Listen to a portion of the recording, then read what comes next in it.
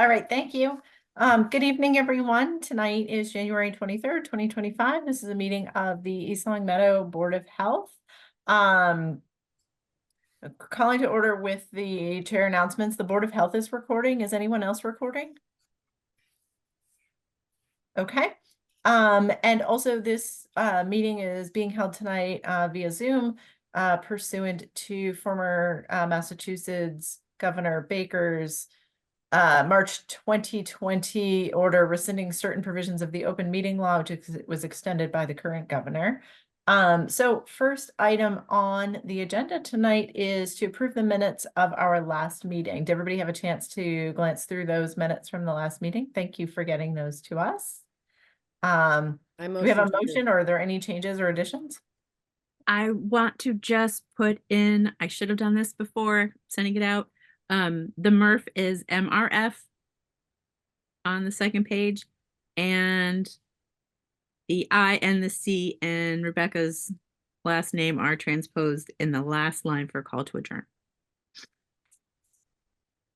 That's it. Tammy, you read those very, very down to like the fine tooth. That was great. I did not read it that closely. I don't, you know, I had it like in front of me like that, and I just saw that. Sorry. Well, then I motion to approve them with the adjustments that Tammy proposed. I second that. And thank you for Alright. picking up on the letters of my last name. I'm also going to tell you that I've already read it once and didn't pick it up on the first try. So thank you. Why we have 4 pairs of eyes. So we'll do a roll call vote. The motion is to approve the minutes with the additions in the spellings that Tammy had mentioned. Christine Johnston, aye. Dr. Katie Jobbins. Aye. Rebecca Torsha. Aye. Awesome. All right. From our Board of Health folks, is anyone here for public comment? Nope, we have no attendees. All right, thank you. So we'll move on to the next thing on the agenda, which is reviewing of the 2025 sample regulation restricting the sale of tobacco and vape products. Yay. So speaking of all sets of eyes, I think one of the main reasons why I thought that we really should go back in and not just look at the new stuff, but polish off our old regulations, because there was like a whole section that was duplicated. If you look back in our model, in our last regs, I don't know how many times I read over that. We all read over it, and somehow we just like the whole section was just duplicated twice. I'm like, we have to at least vote to clean that one up. But then, the new definition for what was it? Our bona fide sale, that's so important after last year and everything like that. But then, so after the last time we had Lisa on, like a week later, Lisa Goodnight Stevens presented to, or Stevens Goodnight, sorry, she presented to the Pioneer Valley Tobacco Coalition another model regulation. So after I had gone kind of line by line comparing our current ones and the 2024 ones, then like a few days later I got a new copy of the 2025 model one. So there's not too much in there that's super different. I don't think not really from the ones that we looked at the past in the pre-Christmas. But the document that I sent you has it has sort of comments from where it diverts from our current regulation, and it's not a lot. Most of it, actually, if you look through it, up until page 9, all of my comments are just new definition. Pretty much, yeah, added language, new definition. So a lot of that pink that you'll see in there really isn't, it's just kind of cleaner language that MMHB has provided, I think. So, and then I highlighted potential changes that we could check off on the first page.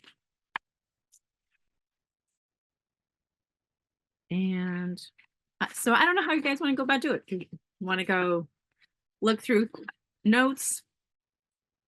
There's some things in here that actually I am glad that Chris is here, because I was going to send some questions to the group about it.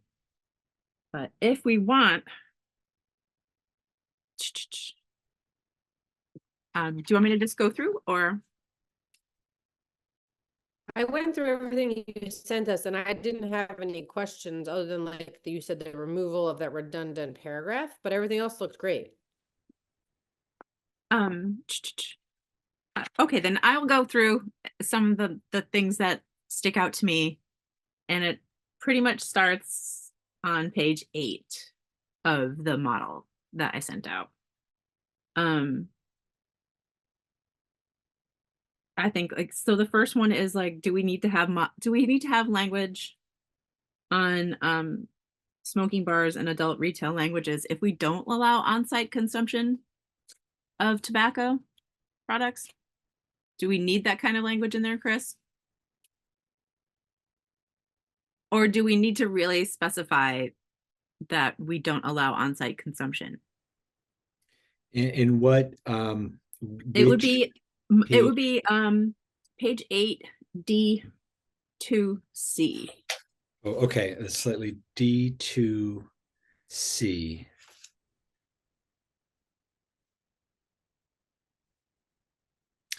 And so you don't allow, I know I looked through the regulations from 2023 and you don't allow smoking bars. So No. you don't need language about posting there, but you also don't allow adult only retailers. Is that right? We do have adult only retailer, but No, for as on-site. far as I know, on-site consumption has never been allowed, right, Alex? You can, if you want to just put your thumb up, I know you're. Yeah. Okay. And how is it not allowed? Is that in your secondhand smoke regulation, or is that in here somewhere? I've never seen the secondhand smoke regulation, or I've never been part of any kind of discussion where they've broken down those differences. I believe that there's a bylaw for no smoking bars, except for the town in general, in our regular bylaws. Okay. And then there's a similar And there's similar language in our tobacco regulations that says no smoking bars. Yes, right. But apart from no smoking bars, and I agree with you, you don't need, if you don't allow smoking bars, you don't need signage for them. But D2C refers to all adult only retail tobacco stores that allow on-site consumption. That's separate from smoking bars, adult only. But in the history in the town is there's no smoking in adult only provisions. So you don't need that then. If it's prohibited somewhere, that's why I was asking if it's prohibited in your secondhand smoke. It sounds like it must be prohibited in your town bylaw that says no smoking anywhere, including adult only. There's no smoking allowed. Do you suggest in the future adding that language to our workplace smoking? Let me do this. Let me take a quick look at the statewide smoke-free workplace law. And I think I can do this pretty quickly. Because I always was under the impression that like the only other exemption is once you start allowing smoking bars. But Tammy, do we allow smoking in any of the private clubs that were always exempt from the like smoke-free workplace laws? Like, I don't, like American Legion or anything like that. that would be the bar with smoking, and if they're doing it, they're not doing it legally.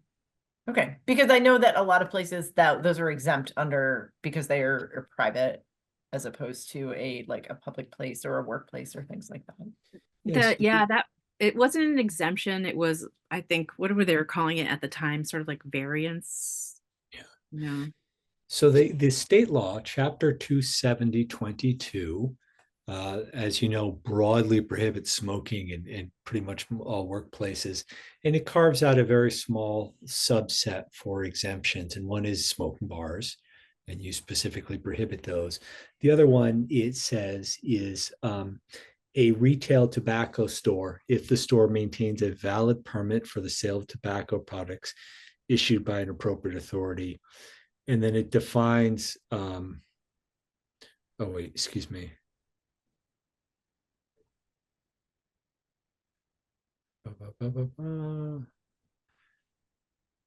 Okay. Why does it not say adult only? Now I'm getting myself tangled up here. I'm just letting my dog out while he's looking that up.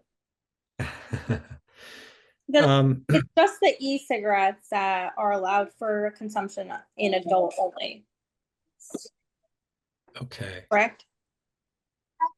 No, well, I didn't so think so. under state law, it's there are two exceptions. There you can have smoking in adult only retail, and when I say smoking or vaping in adult only retail stores or smoking bars. It's up to you. You as a town, you can decide. As a board, you can say, yes, we're going to allow that because that's allowed under state law, or you can say we're not going to allow that. So you've not allowed smoking bars. It sounds like somewhere you said no adult only retail, no smoking in adult only retail either. You must have done that if it's been prohibited, and it sounds like that's been enforced that way. I just don't see that. Is there somewhere in the regulations where it says, in here, you allow for adult only tobacco stores? We only have one, right? We only have one, and We there's no have smoke. one and it's cigars only. They don't sell e-cigarettes anyway, so And there's no smoking in there. They don't do it, or it's not allowed. Okay. So, well, if it's not allowed, then you don't need the language. But Uh, it sounds like maybe in the future we should be brushing off any workplace tobacco smoking. I would want to do a quick check of your town bylaw. That's second smoke is your town bylaw. Let me see.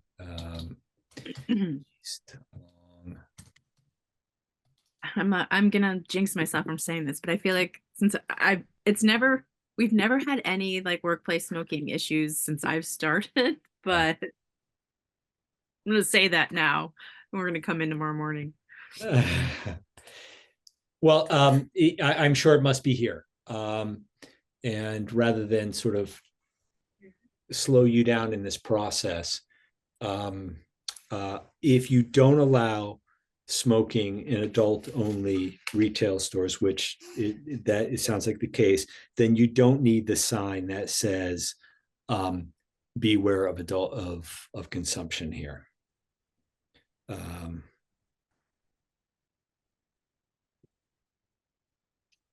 Entrance or smoking bar. The question I have though is if we do have a place that is, even if it's just cigars right now, isn't it better to hedge on the side of leaving it as it's written so that way they cannot in the future do that? It's probably better to leave it in. It's technically you don't need it, but it's probably better to leave it in. Because let's see, this is all adult only retail stores that allow for on-site consumption of tobacco products shall post signage. Now, you don't have any adult only stores that allow smoking. Correct. Because of it's prohibited. So technically you can still leave it in the form, but let me keep reading. I'm providing the entrance. Such signage shall warn persons entering, smoking, or vaping may be present on the premises. So you don't need to see. You don't need it because you don't allow smoking. So you can pull that if you would like. It does no harm having it in there. Okay. Just wanted to make sure. Yep. Because sometimes language also makes people feel like they, could add these things into their establishments. And Yep. I think probably clarifying that with our secondhand smoke bylaw and kind of reinforcing it. Nobody should have to make $1 by inhaling tobacco smoke or vape. Absolutely. It's just not great. Thank you for being here and thank you for looking that up. And it probably took more time than I was anticipating for just my first comment, which there aren't that many comments in here for me. I swear. Okay, these are some questions that were kind of in my head that maybe I don't have all the answers to. Alex is raising her hand.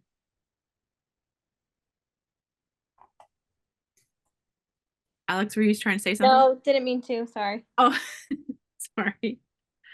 My next comment was in the sales permit portion, E6. Tobacco product sales permit will not be renewed if the permit holder has failed to pay all fines issued and the time to appeal the fines has expired, or the permit holder has not satisfied any outstanding permit suspensions. Is this under time to appeal? Is this something that like our town clerk or treasurer would set a time to appeal a ticket, or can we set our own times to appeal tickets? This is controlled by court rule. So Court it rule? depends on which, whether there is the violation of a local regulation or a, excuse me, a state law based regulation. It's typically 21 days, but it's set by the ability of the court to appeal it. This year, over the last year, a lot of fines had been issued to a particular establishment, and there was it thousands of dollars of fines, and it was hard to get them to pay. And yeah, those are some questions that had popped up. Yep. It's also fixed. I forget. There's a 7-day. I think it's the new state law requires it a period to appeal it. Is it 7 days, which shall be sub-state temperage? I want to say if it is a state, is it 7 days? But Yeah. there are other things that not paying a fine or whatnot in our town have different ramifications. So I didn't Yeah. know if there was a way for us to make language, but well, stick with that then.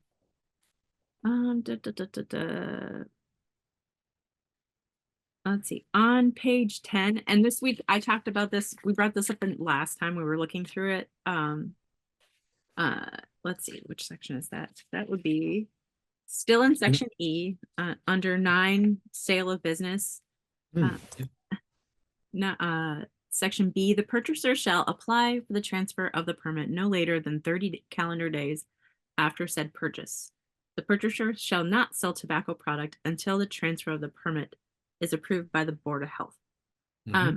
I felt like maybe that language could use a little more clarification, because I think that if I were somebody buying a business and purchasing and calling everything a transfer, which we don't call there's no transfer of any permits in public health.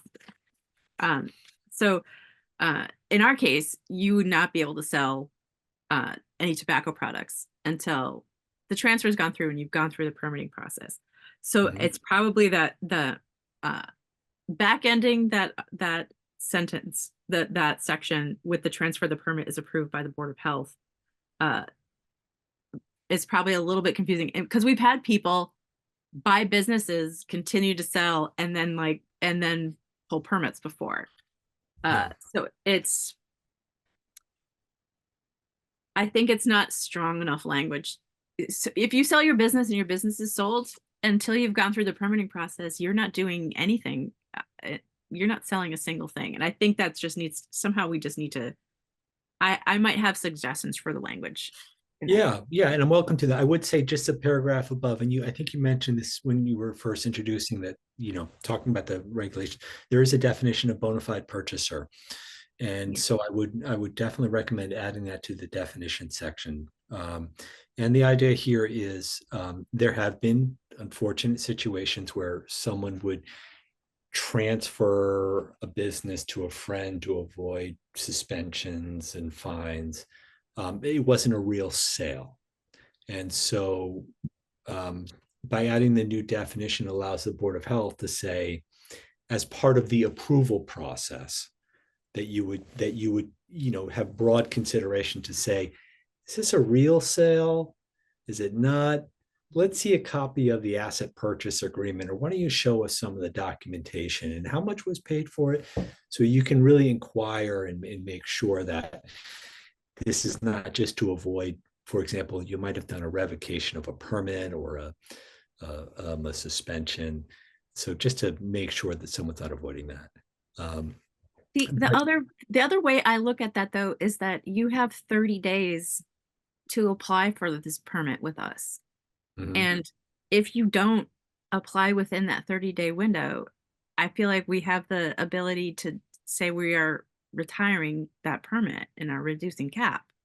And to me, that's how I feel like this is the start of this section here, that we can, if you didn't do it, you didn't do it, and we've reduced down. I just, And that is indeed the case. You're absolutely right. Yeah, I mean, this is what business owner. I mean, I think the advice to the business owner for any business is check what permits you need, start the process, make the purchase contingent on getting the approval to the appropriate permits you need to run your business. Allowing it 30 days after is a purchase, I think, is gives a little extra time to the business. yeah. But you're right. If the person neglects to act within that period of time, then this is the permit could be deemed retired. And I know you have a diminishing cap too, so it would go down. Yeah. But I'd be happy to look at the language if clarification, if you'd like to clarify and make some suggestion, I'm more than happy to email that to comment on that. And of course, Lisa and I work together so we can sort of coordinate on that. Perfect. My next comment is just that under maximum number of tobacco sales permits, I just kind of like the terminology that we had in our previous regulations over what's in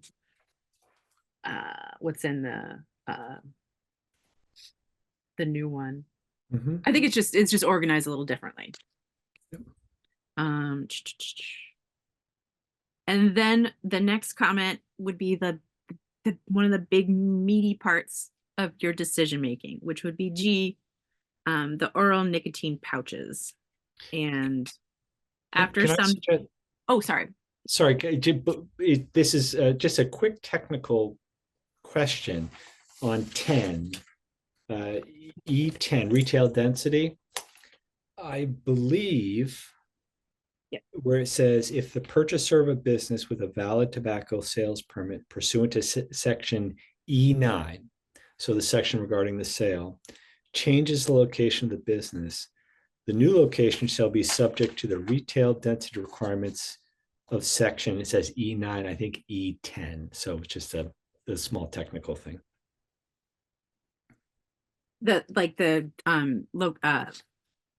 Location and yeah. So I think it's just right, a typo.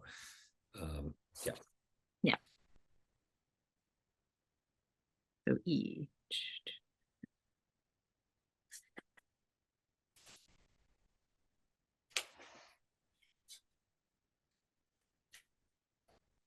Perfect.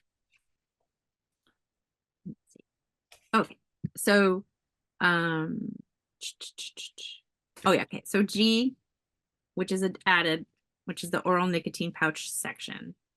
And what we were going to suggest is that we choose the no retailer or person shall sell or distribute or cause to be sold or distribute oral nicotine pouches with a nicotine content greater than 6 milligrams per pouch Mhm.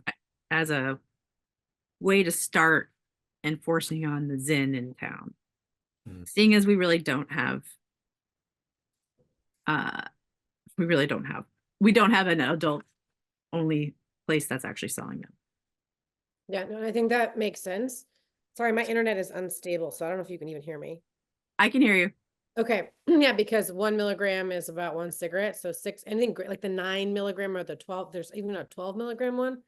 That's not even something I would want people to do. So 6, that one is great. I like that line. Awesome. So we'll keep that there for that. And it makes sense not to do the adult only since we really don't have adult Yeah. only, we only have the one.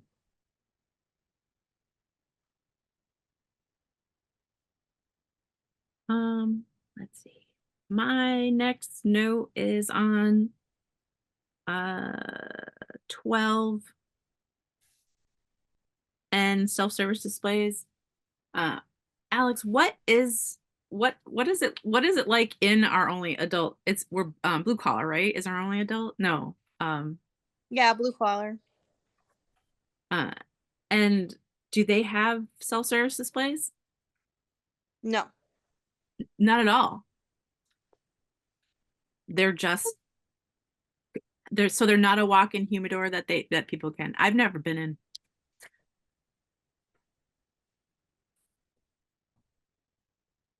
All right, so I guess we can keep that language in there. It doesn't really matter. They don't do self-service display, but keeping that in there. Are you have the one adult only retail store? So, and is that what you're referring to? You called it blue collar? What was is that the store? Oh, I'm sorry, something weird's happened in my computer. Oh, it might be my end. Sorry. No, it's me. Yeah, right, Alex? It's blue collar is our. Yes, blue collar cigar. Okay. The only reason I mentioned Alex is because the model regs as an option allow you to exempt an adult only retail stores under the idea that someone who's no one under 21 is allowed to go in. But that's your option. You can also say, look, it doesn't matter where, no self-service displays. Everything's got to be locked. So that's just wanted to flag that. It doesn't seem like it's an issue that we have because we don't have one, but I mean, I've inspected and been in plenty of other adult only that didn't have that provision, that did allow self-service, like the walk-in humidor, sort of without issue. Okay. Let's see. I just kind of highlighted on page 13 that which was what section is our current finding structure, and I don't think that there's anything wrong or that needs any changes right now. I feel like it's pretty tough as it is having the separate, not the unified. And those are all my notes. I know it took a little while to go through there, but I do like the general layout of this model regulation. I think that as long as all of our eyes go through it and make sure that it we have no typos this time. Any other discussion, commentary, whatnot?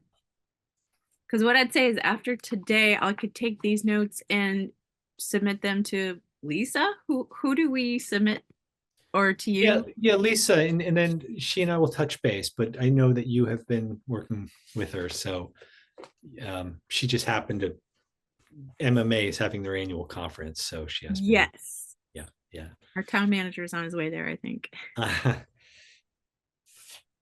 I'm glad that you were able to come, even though, I mean, I think it was good that you're here because my questions would have just ended up going in an email after this meeting. So, Well, thank you for Alright. inviting me, and I'll sign off if we're all done. okay, perfect. Do we need, Christopher, any other questions? No, so thanks, Chris. Just to clarify, Tammy, you're gonna connect then with Chris and Lisa and do a draft, basically, of the new updated for us to look at. Yes. Perfect. And then we'll pick a day to put that in public hearing and put out all the fun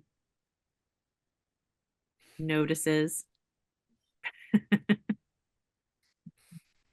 Rebecca, By the Keith, way, any questions before there'll be a we- lot of, this will be public hearing year for us. I'm Get good, Chris. Yeah. Okay. The best to you, and great to meet you all. Bye-bye. Thank you, Chris. Yeah, definitely, I'm sorry, but I'm gonna keep you guys busy this year. And once we move on to the next section, you'll learn all about how busy we'll be. Yeah, which is Deer Park, right?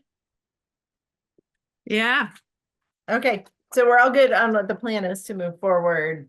That Tammy will work and get us a draft of something to look through, and then we have a public hearing, and then we vote at a follow-up, correct? no, we can vote. We can have the public hearing and vote, right? Okay. And my only question is, are we planning to write the draft with the age verification, with the age date on it? That is something we would don't- have to I don't, discuss and or vote on. yeah, I don't recommend it right now. Even the person who runs our Pioneer Valley Tobacco Coalition isn't recommending it for her own community just because of not having that backup from the state currently to be able to enforce it. So if she's not recommending it, then I'm not ready to take on that task. Our plates are full enough. Mhm. They're full enough. And being such a small town that is it is circled by communities that are never going to do that until it becomes a state.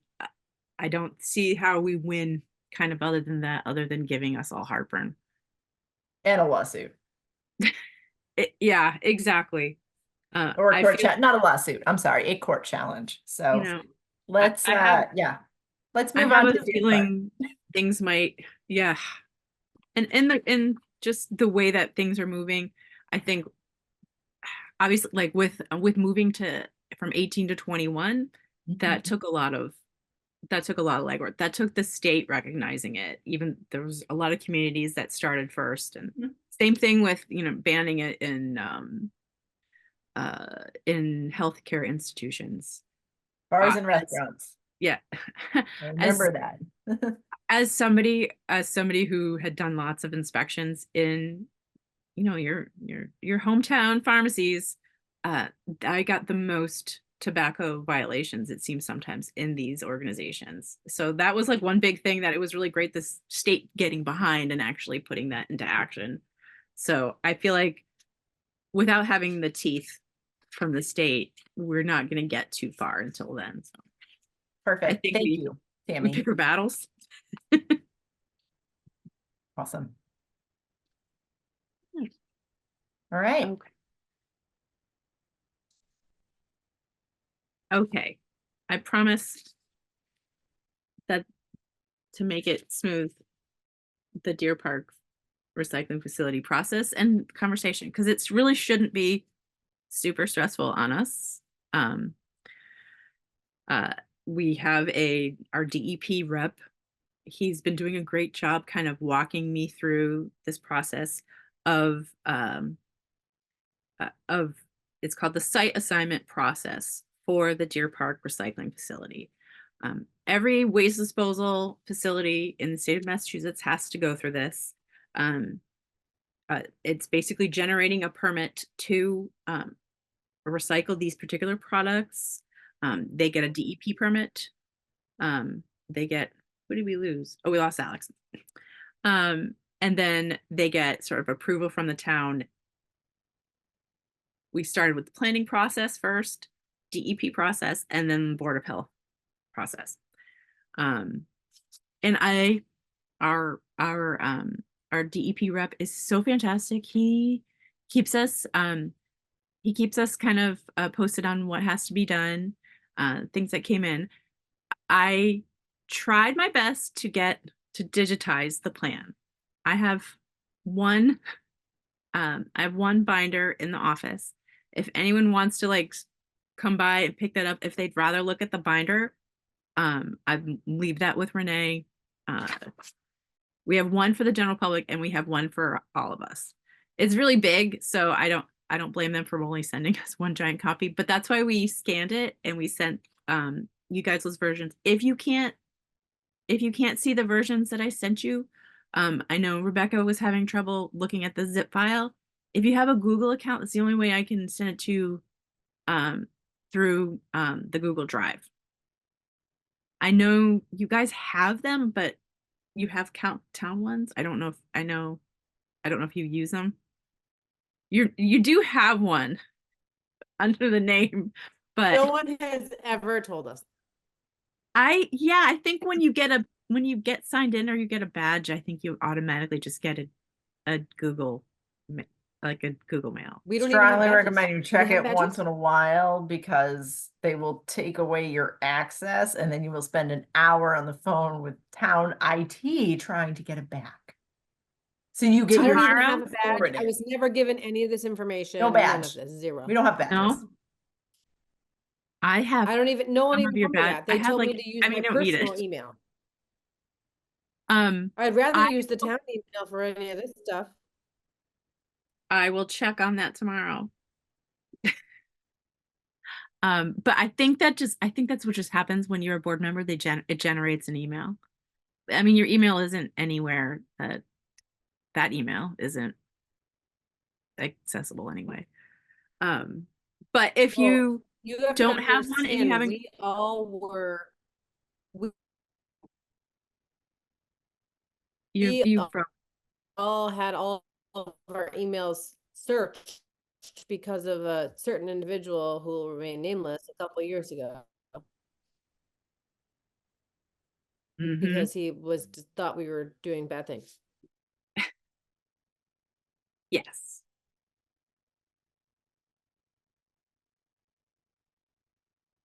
Oh, I think Katie's frozen. I But wasn't sure needless if to it was say, me or Katie. if My internet If- might go out. If I do, I'm sorry. I'll try to rejoin. if you weren't able to open up the zip drive, let me know. And you'd rather like a digital version, let me know. I'll figure out a way to get it to you if you don't have a Google account. Just because it's kind of easier to look at. So the Arment Deer Park Recycling Facility, which is it's going to be a construction debris and demolition recycling facility in Deer Park. They have submitted their application to the DEP, and on December 20th, the DEP sent their administrative completeness letter, and that means that they have that Arment has submitted all the things that they need for the process. It's complete. So their next step was Arment has to post that they have submitted this application, that there is a copy of it at the health department. And that notice they think should be out today. So that will start a 20-day review period. So in the next 20 days, take a look. If there are questions or anything like that, you can submit them yourselves or you can submit them to me. We can submit them as a whole. that will be, yes, so that'll be in the next 20 days. So somewhere around February 13th-ish would be the last day of local comment. Then hopefully DEP gets a look at it by early mid-March. DEP will go through the approval process and will generate the final report. And then we'll have to set a time. Once that comes, we set a time after that. There's all these deadlines. We'll have to put the notice that we're going to have a public hearing, a town hearing. And the deadline for commencement of that will be somewhere around mid-April. So mid-April, we will have to have a public hearing for the site assignment. And then we have that meeting. And then I will, for the board, generate what's called a site assignment document that basically gives the parameters of how they operate and allows them to begin recycling. It really is, there's 20 days from this, 45 days from that, you get 30 days from this. It's once I was very I was overwhelmed at all the numbers at first, but then once our DEP rep kind of walked me through it, it is nice because there is like a timeline of how we go through it. So there shouldn't be too much controversy. Some of the things that he said to pay attention to, questions that eventually that are brought up at every public hearing, questions of noise, questions of dust, questions of traffic, but all those things, all those plans should be included in the report, so that we have access to that. Not that it is something that we have to address, but our DEP reps' biggest concern is like dealing with the fact that we border another state.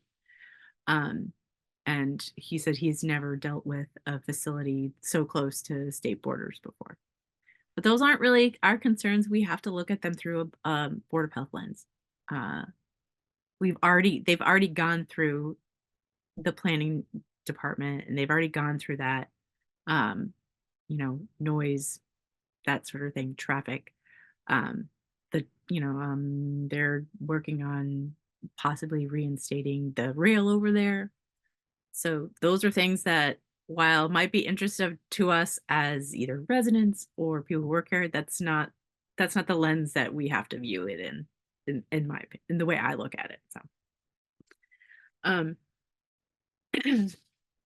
it's recycling, which, as the person who runs a recycling program for East Long Meadow, I'd like to see it done, and I'd like to see it done well.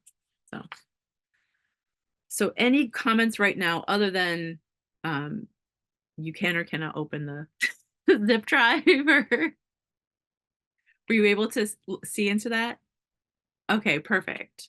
But if you wanna email me if you would rather just take a couple days and sit down with the binder, that's fantastic too. Just let me know. We'll do a little lending library and take a look at it. All right. Thanks, Tammy. Can you do updates fairly quickly? I can, Given and the I time? will. Let's see. I'm just gonna go straight to let's see.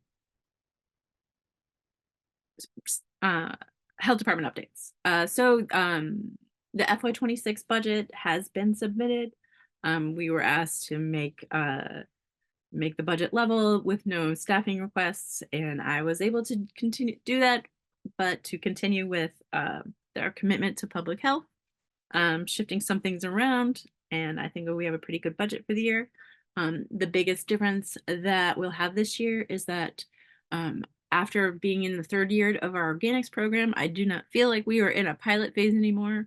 And since it is a law that generators have to require it, I am requesting that instead of taking it out of our grant funding, that the grant funding be allowed to do more innovative things, and that we're going to put it in our 430, which is our regular trash budget that includes our municipal pickup and our town hall pickups and school pickups.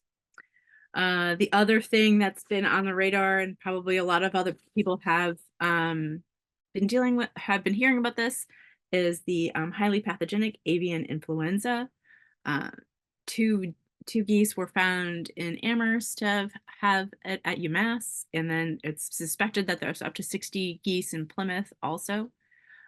So some things, because we are kind of getting questions, this is a disease that is spread by fowl, and while that is the case, they can commingle if people have backyard chickens in flocks.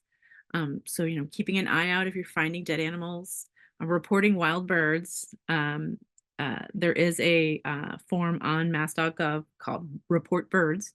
If you find 5 or more deceased birds in a location. You can also give us a call so that we can work with our animal control officer as well. But if you do find things like dead geese and dead fowl in your yard, don't touch them. Give animal control a call first. Let's see.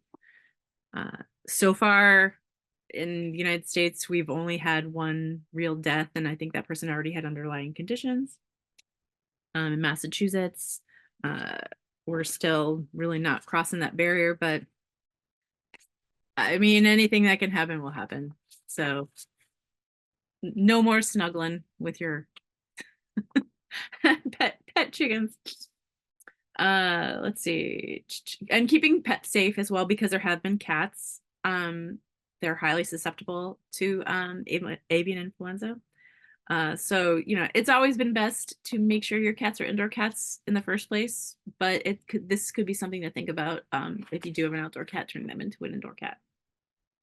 And it's another thing we were talking about, because we have geese at Heritage Park, and we're like, do we put on our safety check for Earth Day?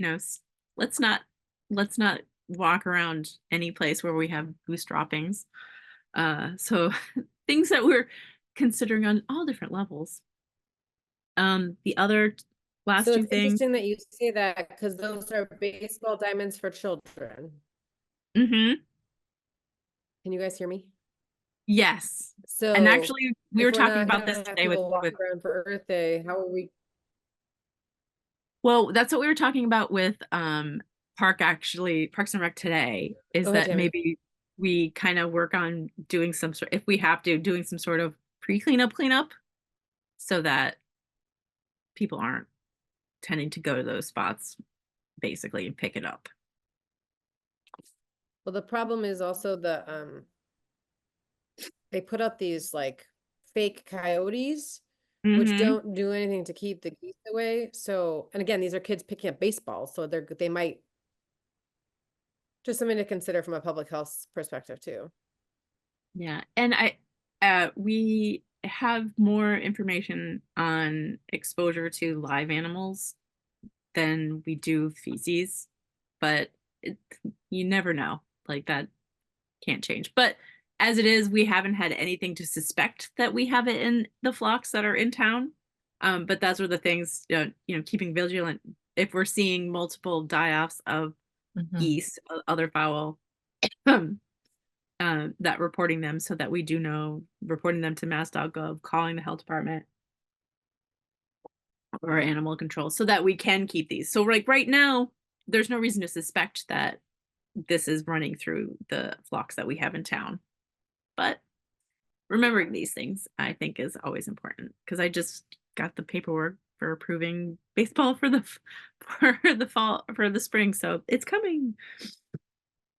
Let's see. Shared services arrangement, not a heck of a lot to report, other than we've successfully completed the municipal service agreement portion of the process, which means that now we can actually apply for the grant. So not much has happened. It's moving slow, even though it's a grant that has to be apparently spent by June 30th. And that's with Agawam, Westfield, and West Springfield. So we're just kind of waiting to hear for the next step, and that would be probably more more filling out the actual grant application. And mosquito control. I know it's only January, but I'm thinking of mosquitoes. So over before Christmas, I met with our liaison, our head epidemiologist with our mosquito control program, and he's had a pretty successful year adding the additional service along with testing and subject matter expertise and things like that. They're adding on their service of treatment. And I'm intending on utilizing their services this year because I received some pretty good reviews from the towns that have been doing it.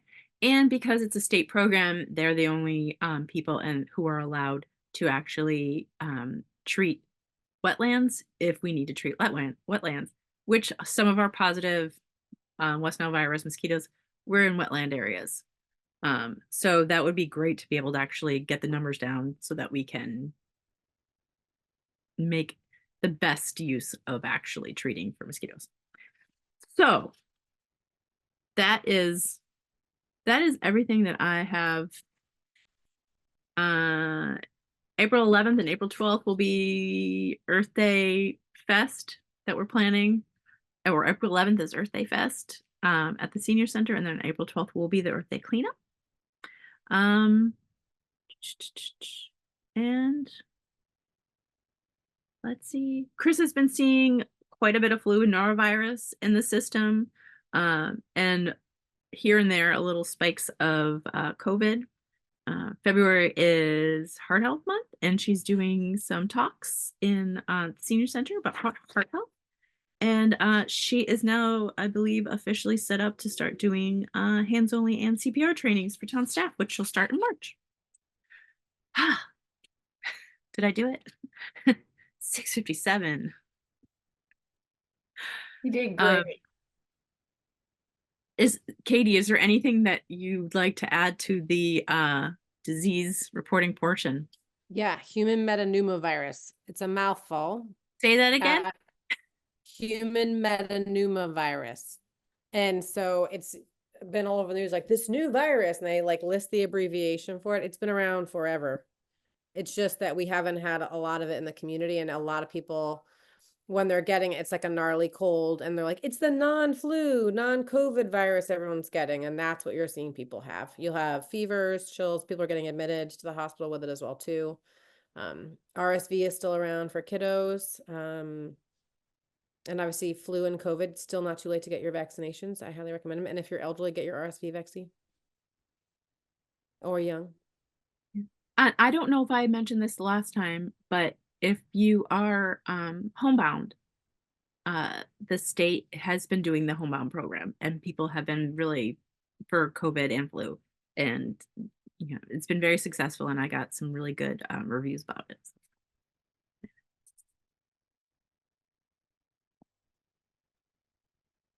Check on your elderly neighbors, folks who are homebound. It's really, really, really stinking cold.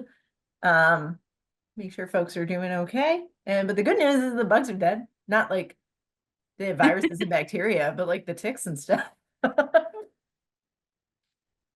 I know, actually, this is like the first January in a couple years where I didn't get calls about people finding them on them, but that doesn't mean anything.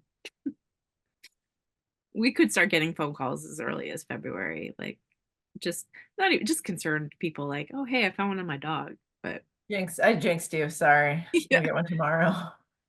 It's the only thing is the ground doesn't freeze over as much as it used to, and while we do have these like kill off thaws, it's still not killing off a lot of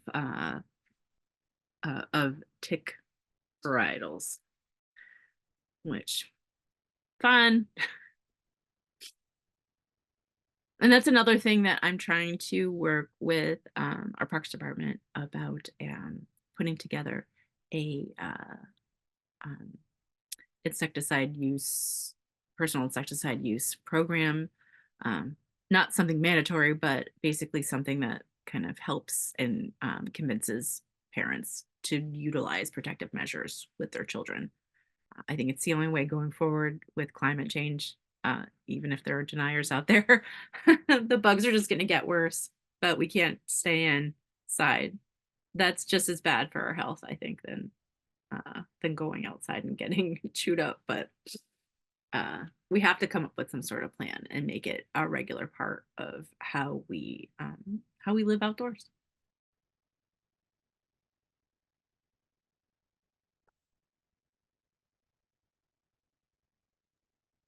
Ladies, anything else tonight?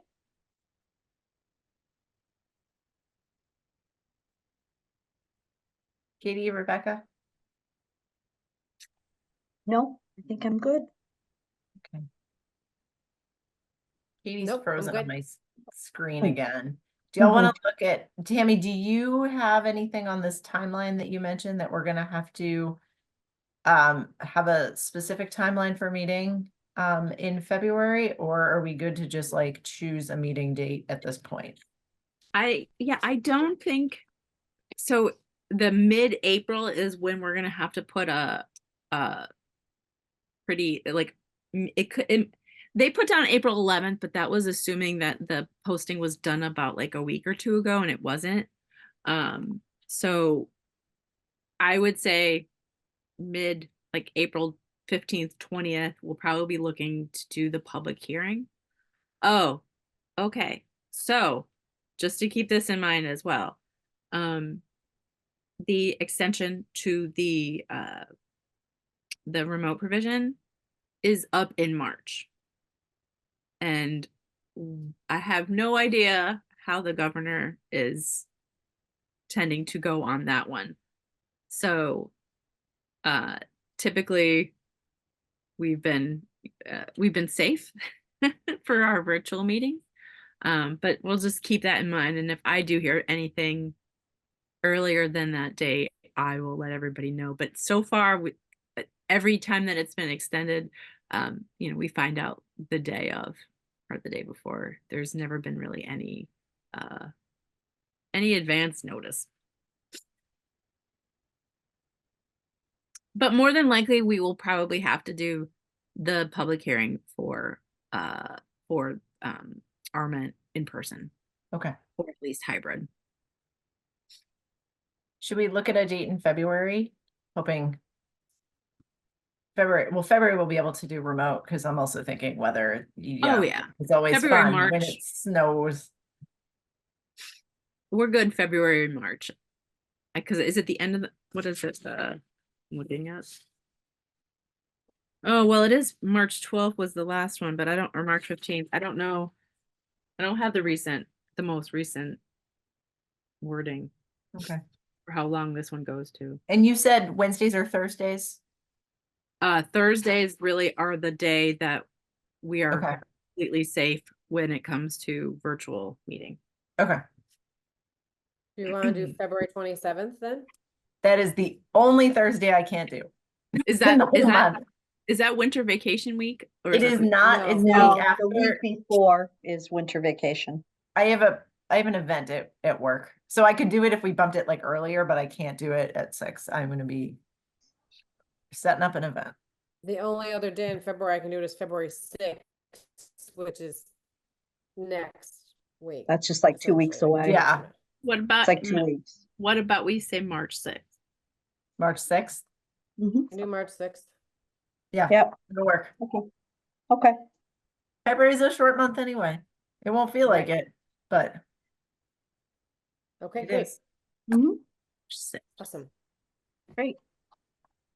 All right. We need a motion to close the meeting. I motion to close the meeting. I second. All right. Christine Johnston, aye. Dr. Katie Jobbins, Aye. Rebecca Torsha. Aye. All right. Motion to adjourn is passed. Bye, everybody. Bye, Bye. ladies. Thank you all. Have a good Bye-bye. night. You too.